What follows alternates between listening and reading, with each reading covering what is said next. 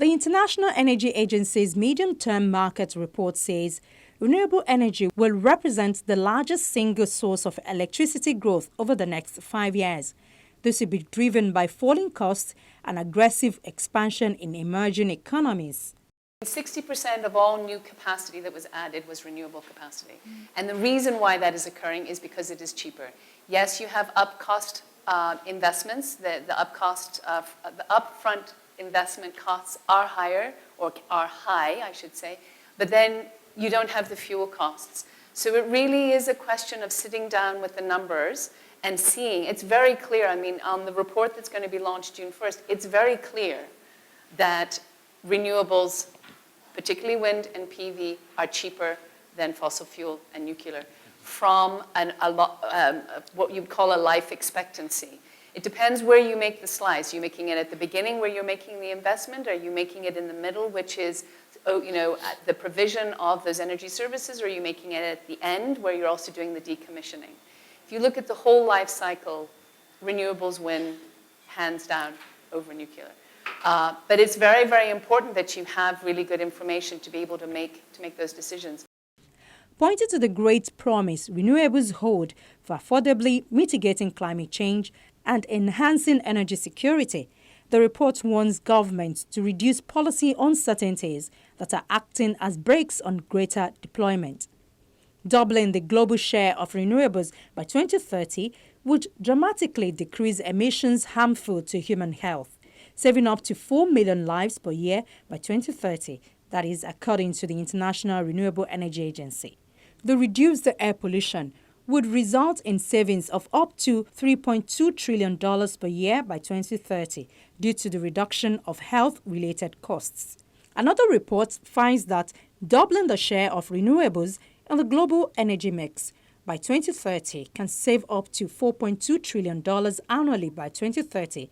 That is 15 times more than the costs, thanks to avoided expenditures related to air pollution and climate change. Scientists say as the ongoing energy transition accelerates, renewable energy employment will remain strong, while growth is likely to slow down with a maturing industry and rising labor productivity. It is estimated that doubling the share of renewables in the global energy mix will result in more than 24 million jobs worldwide by 2030. Doubling renewables in the global energy mix by 2030 is not only feasible, but cheaper than not doing so.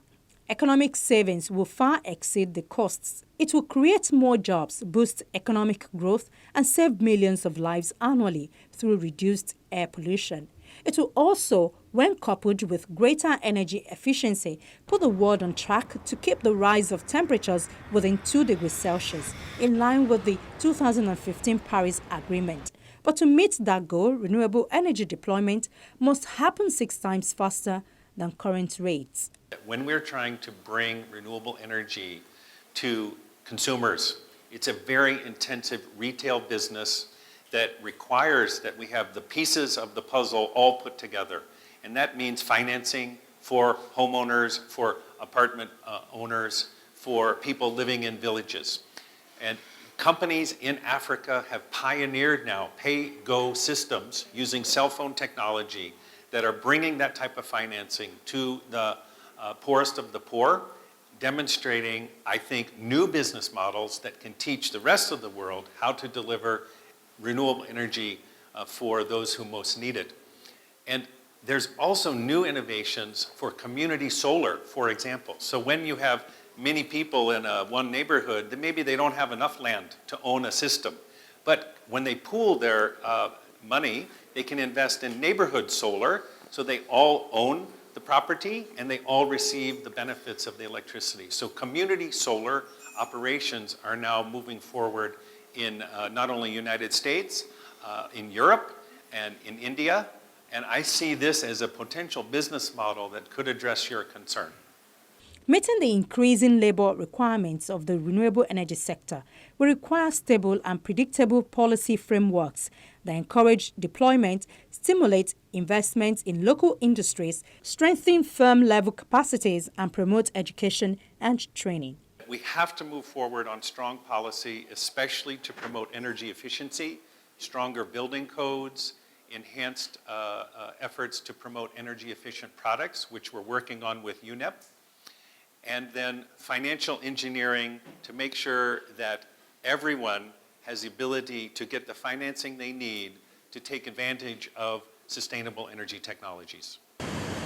Experts also warn that climate and sustainable energy objectives will not be met without immediate concerted action to double the renewable energy share in the global energy mix by 2030.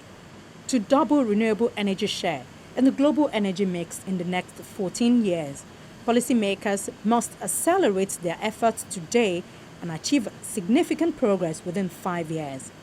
Time is running out to achieve the international targets agreed upon in 2015.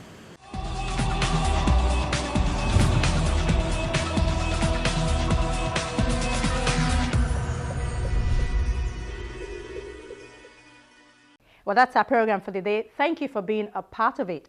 I'm Ayola Kasim, asking you to join us next week when we open Earth File on another issue on the environment. But before then, should you have any comment or question, our inbox earthfile@channelstv.com is always available. We'll see you next week. Bye for now.